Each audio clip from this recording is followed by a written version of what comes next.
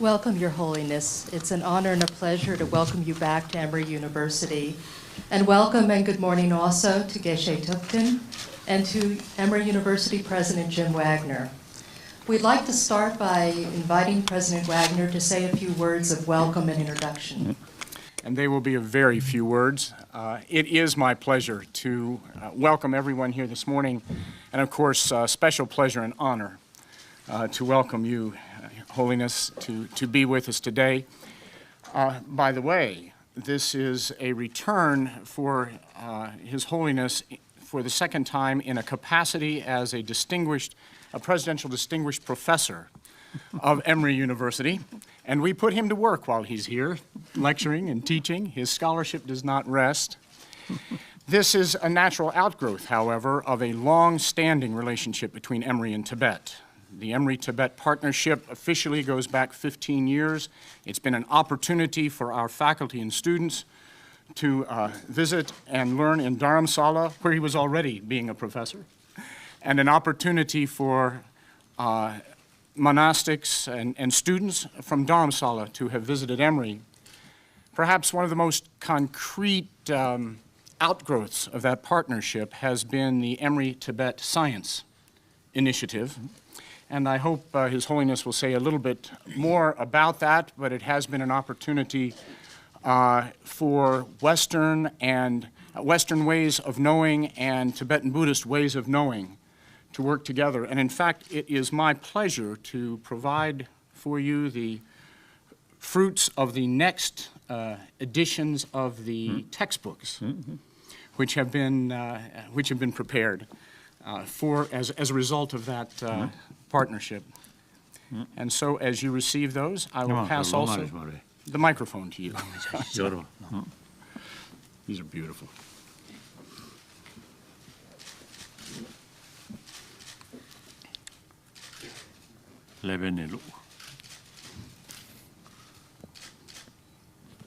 Good. Please. Indeed, I'm very happy once more here. And as President mentioned, yesterday airport, I just expressed my university. That's right. He said, my university. And that's correct. However, right from the beginning, I always describe myself as a hopeless professor. No. So in any way, the last now several years, as our close to the contact, then you see produce book in Tibetan about modern science. So now, for example, this. Brain Fact. It's a translation of the textbook.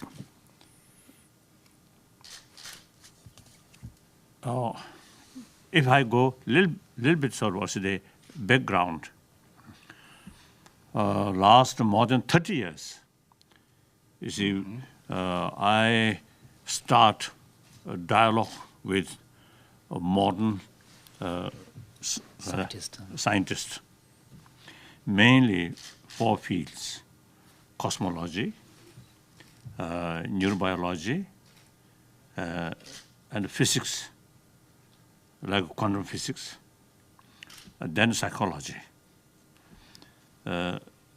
Because these 4 subjects in Buddhist sort of literature, Buddhist text also is mentioned these things. So this is something, a common subject. Then, as a result of this meeting last now, I think from the contact start, it became clear, very useful for us learning from modern scientific sort of knowledge, mainly external matters. Then Buddhist science Of course, as far as sort of material, external matter, particle is concerned, although the Buddhist literature, Buddhist text also is mentioned last 1,000 years, but the scientific sort of explanation on the basis of their finding is extremely useful. Then, mind is concerned, the Western psychology or Western sort of knowledge about its emotion, mind, these things, in a way, just beginning. So here, Buddhist information about emotion and also how to tackle, you see, different emotions. In India, 1,000 years, the tradition of a practice of samadhi. Samadhi means concentration. Single-pointed concentration. Single-pointed concentration, and also analytical sort of meditation that called vipassana and samadhi. These, irrespective of whether Buddhist or non-Buddhist, these are common practice. So there are a lot of sort of the information about emotion, about mind, about nature of mind, and how to tackle. So that eventually, number of scientists really showing interest. And then last is a few years, like Wisconsin University and Stanford University, already you see carry some program, some through joint effort. You see, about you see the,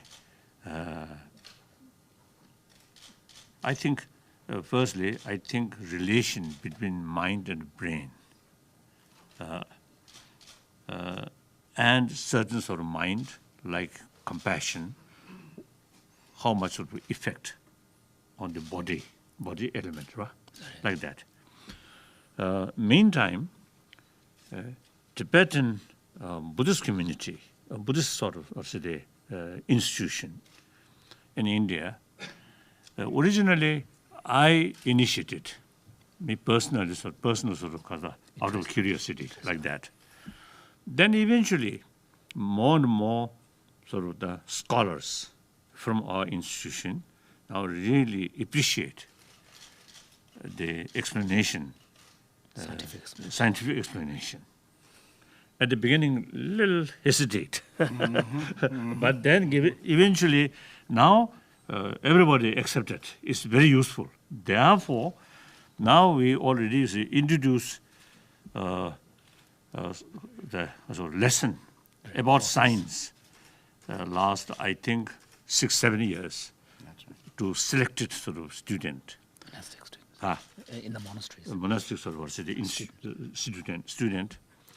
And then we are thinking, now actually in our monastic institution, the lesson of modern science must include. In the curriculum.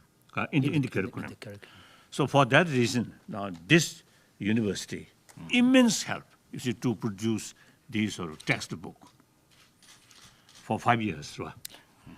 So it is really wonderful. So I very much sort of appreciate all your sort of help. Our pleasure. Very, very helpful.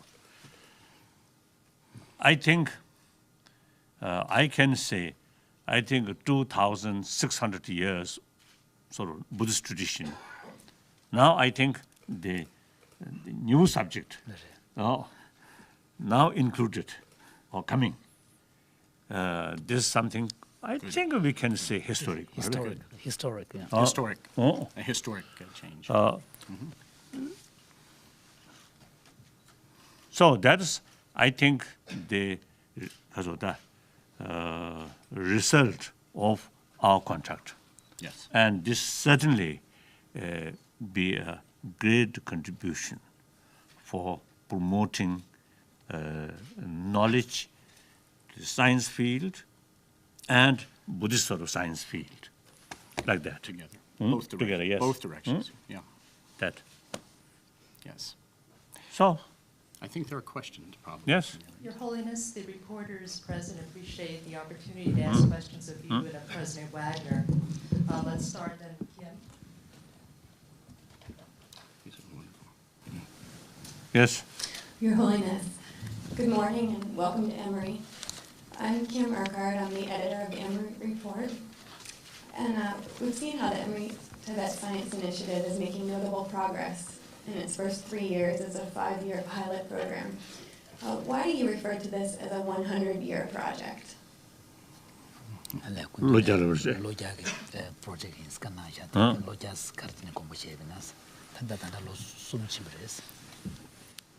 Modern science 가서다 주주 릉식보다 이야기를 어디도 와. If you look at the history of science in the world, it's over time science really progresses. 자자가다 그냥 가서 로자 최비나 다데 사이언스 이야기 루리 직디 나로리아 만주의 그게 가서다 낭배진소다 낭배진 생리도 안에 딴데 그게다 펠로치다 아니 니네 Yes.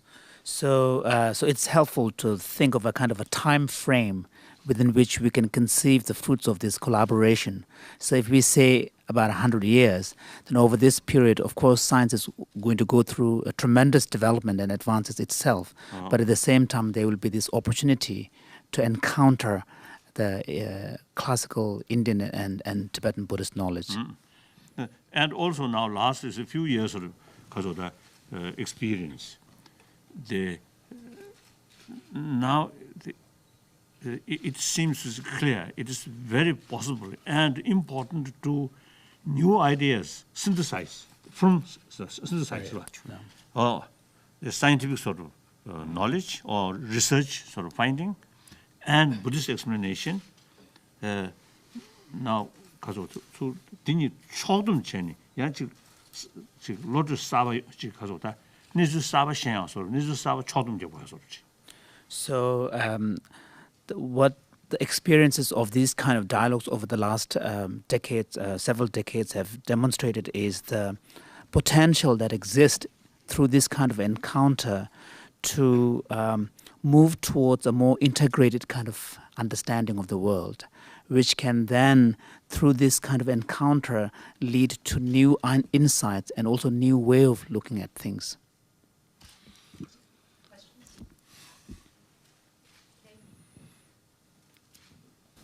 Hi, Your Holiness. I'm Kate Brumbach with the Associated Press. What kind of impact do you think the Emory Tibet Science Initiative has had in its first 3 years so far?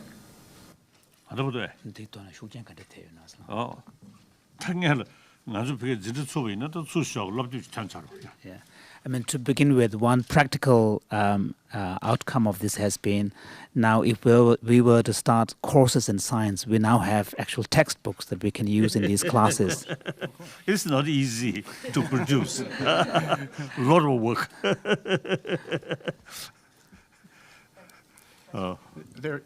If I may, there is also benefit in the other direction. Emory University and Western science is benefiting greatly by learning about many of the meditative practices and focus on personality and behavior coming in the other direction. So it's achieved in both places. There has been progress. Then perhaps I may add something. Sorry. Now here,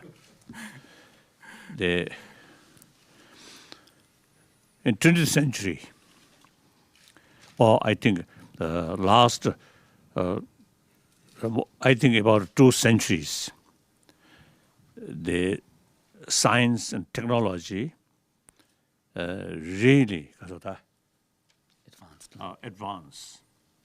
And like 20th century, I think a lot of achievement during that 20th century.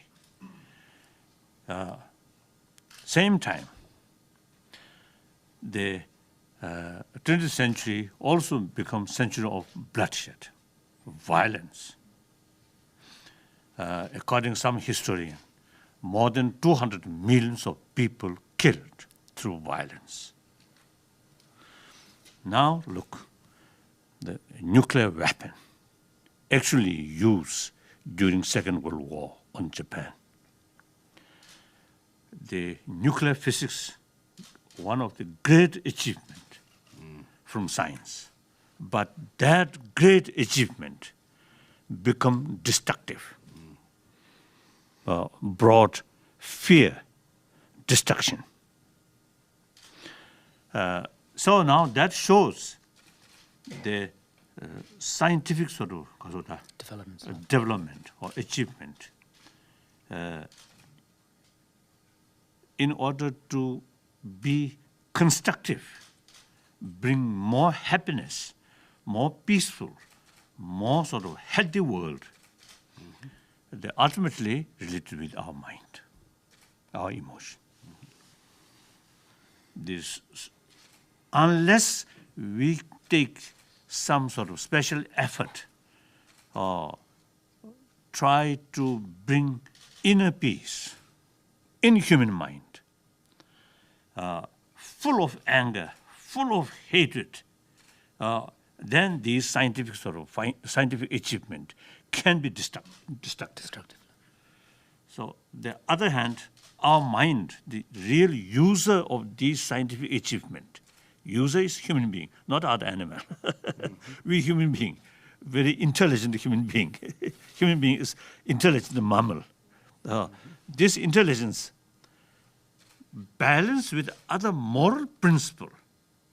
Otherwise, this intelligence alone, dangerous. So, in order to make more balance, that intelligence becoming more constructive, the moral ethics are very important. Now, moral ethics last, I think, 3,000–4,000 years, even I think 5,000 years. The all major religious tradition, you see the emphasis importance of moral ethics. But that not become guarantee. During 20th century, religious faith there. Every people, you see, pray. But meantime, you see, even those who use a nuclear weapon, I think before using that weapon, before dropping, I think they may pray.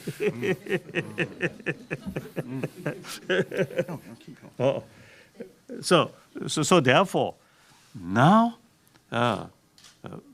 important is the sense of well-being of other, and recognize entire humanity part of we. Now that's another word, compassion, compassionate attitude. Now through religious way, as I mentioned earlier, there's limitation. Now secular way to promote, you Indian, you know, you see the India's constitution itself based on secularism. You know, I think you should explain later. The secularism does not mean disrespect of religion, but rather respect all religion and also respect non-believer. So that's the meaning of secularism. So I try to promote human value through secular way. Of course, through religious way, already they're doing very good. Now we need another sort of way of approach. That is secular way. Now here, scientific finding is extremely important. So already, you see there's some sort of program, how much sort of usefulness about compassion for our health, for the family, for the society. So that's another sort of task because of the reason. This kind of dialogue. Through dialogue, through experiment, they bring the conviction sort of. 딱 간다지 천리가 타네 님시 딱제 제니 다 믹스에 최대 명행 지도리야 참지셔야지 미진하고 개침이 되고 편하게 되지.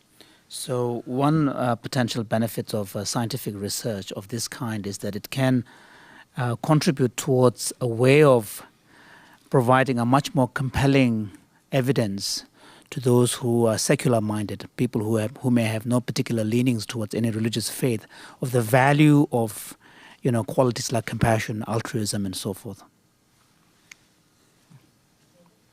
His Holiness David Beasley with Global Atlanta. Do you think capitalism will eventually transform China into a democracy?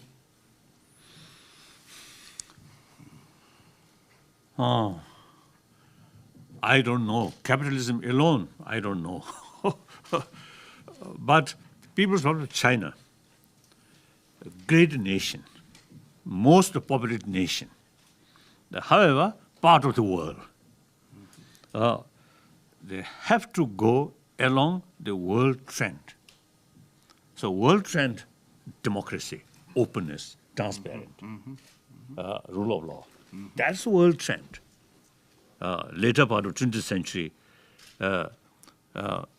now it shows any people, want freedom. And the reality also, without the utilization of individual creativity, there is stagnation in culture or scientific research or economy in every field. So without individual freedom, you cannot utilize creativity nature, creativity potential. So therefore, freedom is very, very important. And then now here I want to tell you, I want to share with you, I always see, because of the mentioning, People's Republic of China, the great nation, as I mentioned earlier, because the most populated nation, and the economy also is now becoming stronger. So now, in order to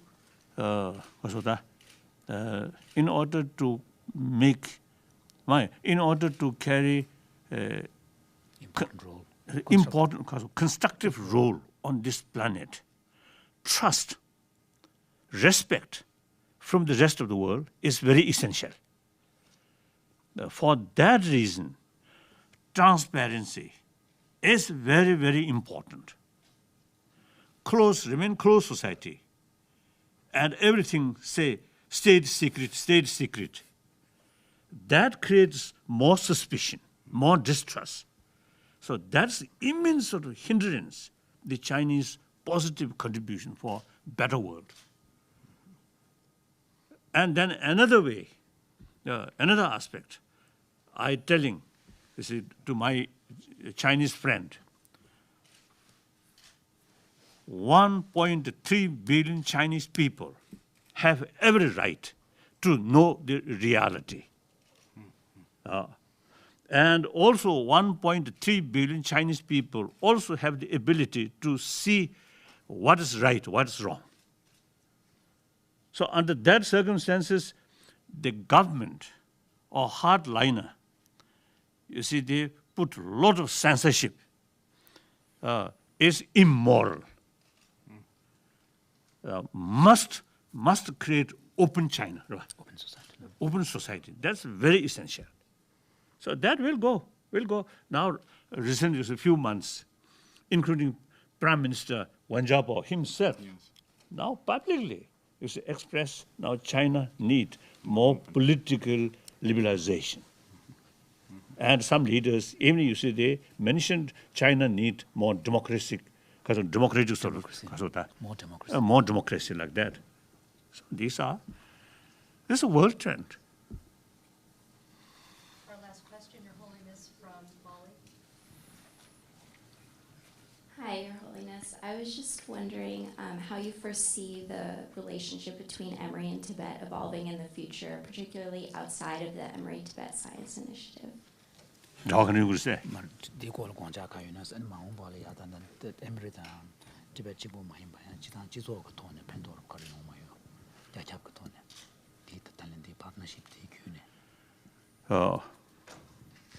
As I mentioned earlier, in the past up to now, this modern science mainly is focusing Externally. external matter. The scientists, you see, they not investigate their own mind. Themselves. As if looks, you see, scientist 100% perfect. So just you see, watching outside. As I mentioned earlier, you see the nuclear scientist now brought this disaster. Of course, I think the politicians, this also is very much involved. But in any way, you see, now I think time is coming. Now, later part of 20th century, within the scientific community, now begin to, Awaken. begin to start interest to about our mind, about brain. That's mainly, I think, the knowledge about brain, neuron, rapidly advance. So that automatically you see, bring the idea, the relation, emotion, mind, and brain. So that's, I think, as I mentioned before, I think a very, very healthy way. So in that respect, I think this relation can be, make, I think, a major contribution for the academic field. In the academic arena. Oh. So far, 3 universities you see, involved. Then some scientists in Europe also. Now, eventually, some scientists, I think, even from China, naturally to come. So these are, I think, these are seed. So it will grow. This I feel. Wonderful. Your Holiness, President Wagner, thank you for your time today. Best wishes for a happy and productive program. Thank you. Thank you very much. Thank you. Wonderful. We need to be at our next event. So.